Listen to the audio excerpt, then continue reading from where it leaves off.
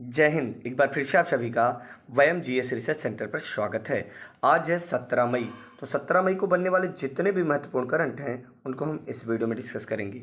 तो पहला प्रश्न है आप लोगों के सामने, हाल ही में किस बैंक ने अपना online platform trade next launch किया है? तो याद रखना, हाल ही में trade next online platform launch किया है यूनियन बैंक ऑफ इंडिया। तो बात करते हैं यूनियन बैंक ऑफ इंडिया की स्थापना कब हुई थी? 11 नवंबर 1919 को। कब हुआ था? 11 नवंबर 1919 को। याद रखेंगे, 1919 में एक अधिनियम पारित हुआ था जिसका नाम था मॉन्टेग्यू चेम्सफोर्ड सुधार अधिनियम। Clear point. और याद रखेंगे, स्थापना आपने देख लिया 11 नवंबर 1919 को हुआ था। और यूनियन बैंक ऑफ इंडिया का हेडक्वार्टर कहाँ पर है? मुंबई में। एक बार पुनः रिपीट कर रहा हूँ, हाल ही में किस बैंक ने अपना online platform trade next launch किया है? तो trade next union bank of India ने लॉन्च किया है और इंडिया की यानी यूनियन बैंक ऑफ इंडिया की स्थापना 11 नवंबर 1909 को और हेडक्वार्टर मुंबई में है। हिंदी भाषा को बढ़ावा देने के उद्देश्य से भारत ने हाल ही में यूएन में कितने अमेरिकी डॉलर का योगदान दिया है? तो आपका जवाब हो जाएगा 80,000। कितना बोलेंगे?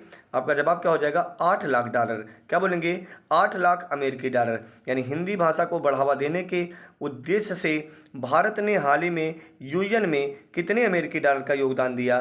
तो 8 लाख अमेरिकी डॉलर का योगदान दिया है। Clear point. प्रतिष्ठित संस्कृत और हिंदी विद्वान डॉक्टर रमाकांत शुक्ला का हाल ही में निधन हो गया। उन्हें किस सम्मान से सम्मानित किया गया था? याद रखना, प्रतिष्ठित संस्कृत और हिंदी विद्वान डॉक्टर रमाकांत शुक्ला का हाल ही में निधन हो गया। उन्हें पद्म श्री से सम्मानित किया गया था। किसे बोलेंगे? पद्म श्री से सम्मानित किया गया था। अगला प्रश्न देखते हैं, हाल ही में इंडोनेशिया में हो रहे थॉमस कप का विजेता कौन सा देश बना है? तो याद रखेंगे, थॉमस कप का विजेता अपना देश भारत बना है।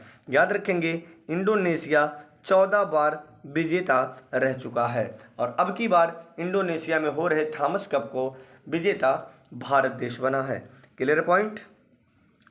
तो थॉमस कप का अगर बात कर लिया जाए तो 74 साल के इतिहास में भारतीय टीम पहली बार चैंपियन बनी है, जिसमें 14 बार कौन बन चुका है? इंडोनेशिया। और भारत पहली बार बना है। तो याद रखेंगे, थॉमस कप विजेता अब की बार भारत बना है। 74 साल के इतिहासों में पहली बार इसने जीत हासिल की है।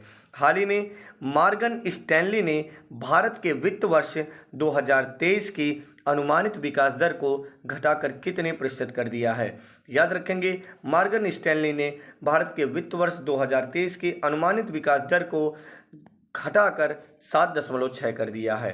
क्लियर है? यह अनुमानित है, ध्यान रखेंगे आप लोग। हाल ही में किस राज्य के मुख्यमंत्री ने पुरानी पेंशन योजना को बहाल करने की घोषणा की है? याद रखना, हाल ही में छत्तीसगढ़ के मुख्यमंत्री ने पुरानी पेंशन योजना को बहाल करने की घोषणा की है। Clear point. हाल ही में किस मंत्री ने इंदौर की मध्य प्रदेश में स्टार्टअप नीति की घोषणा की है? तो हाल ही में नरेंद्र मोदी ने क्या किया? इंदौर की मध्य प्रदेश में स्टार्टअप नीति की घोषणा की। किसने? प्रधानमंत्री नरेंद्र मोदी ने कहां पर? इंदौर के मध्य प्रदेश में स्टार्टअप नीति की घोषणा की है, यानी मध्य प्रदेश के इंदौर में बोलेंगे। Clear point. हाल ही में किस देश के राष्ट्रपति शेख खलीफा बिन जायद अल नहयान का निधन हो गया है? तो याद रखेंगे, राष्ट्रपति शेख खलीफा बिन जायद अल नहयान का निधन हो गया। कहाँ के थे ये राष्ट्रपति? तो संयुक्त अरब अमीरात, यूएई। संयुक्त अरब अमीरात की राजधानी क्या है? Abu Dhabi. क्या बोलेंगे? Abu Dhabi. संयुक्त अरब अमीरात के नए राष्ट्रपति बने हैं Sheikh Mohammed bin Zayed Al Nahyan. क्या बोलेंगे? Sheikh Mohammed bin Zayed Al Nahyan. Clear point.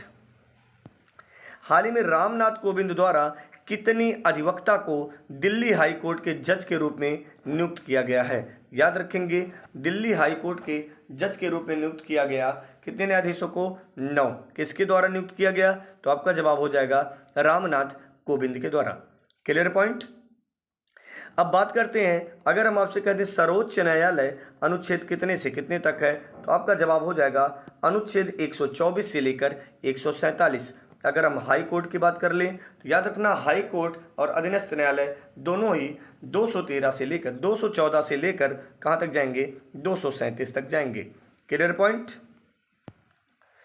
हाल ही में किस मंत्रालय के अंतर्गत नवरत्न कंपनी आईसी लिमिटेड ने रविंद्र सिंह ढिल्लों को सीएमडी नियुक्त किया है? तो आपका जवाब हो जाएगा विद्युत मंत्रालय।